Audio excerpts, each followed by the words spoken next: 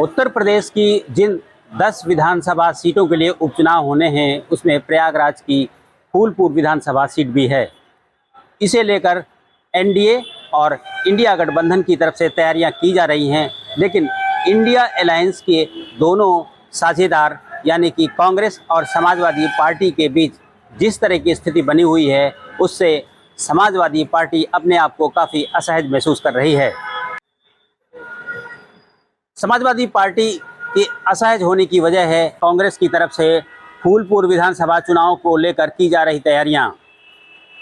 कांग्रेस की तरफ से दो बड़े नेताओं ने फूलपुर में अपना प्रत्याशी लड़ने की बात कही है।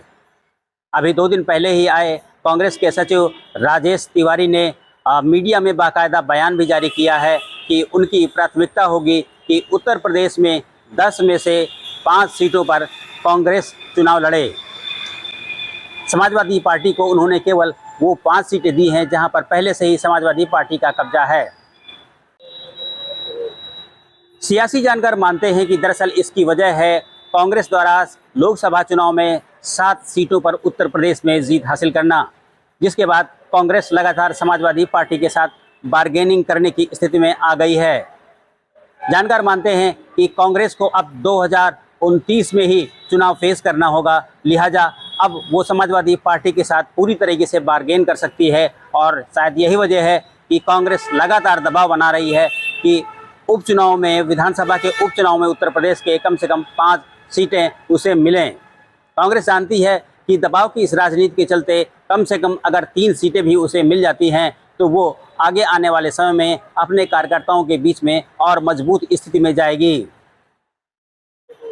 इधर समाजवादी पार्टी की तरफ से भी लगातार दावे किए जा रहे हैं कि फूलपुर विधानसभा सीट उनका प्रत्याशी ही लड़ेगा।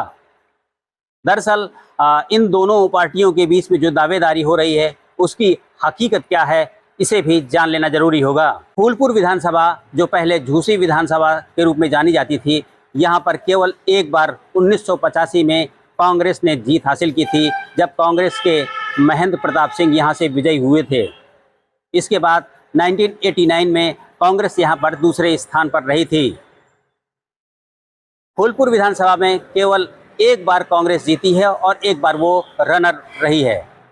इससे आप अंदाज़ा लगा सकते हैं कि कांग्रेस बाकी विधानसभा चुनाव में अपनी जमानत तक नहीं बचा पाई है। समाजवादी पार्टी इसी को आधार बना रही है। इसके अलावा समाजवादी पार्टी का यह भी दावा है कि फूलपुर विधानसभा क्षेत्र से उसने 4 बार विजय हासिल की है।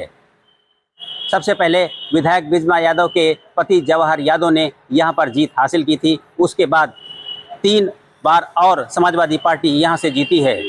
इसी को आधार मानकर समाजवादी पार्टी दावा कर रही है कि ये सीट उसे मिलनी चाहिए। इधर कांग्रेस का दावा है कि पंडित जवाहरलाल नेहरू की लोकसभा सीट फूलपुर हुआ करती थी और जिसकी वजह से फूलपुर विधानसभा से भी उसका लगाव है, वो उनकी पारंपरिक सीट है, लिहाजा फूलपुर की सीट उन्हें मिलनी चाहिए।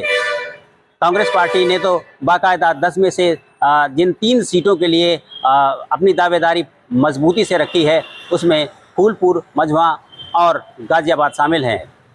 जाहिर है दोनों पार्टियों की तरफ से अपने अपने दावे किए जा रहे हैं, लेकिन अभी आला कमान इस मामले में खामोश है।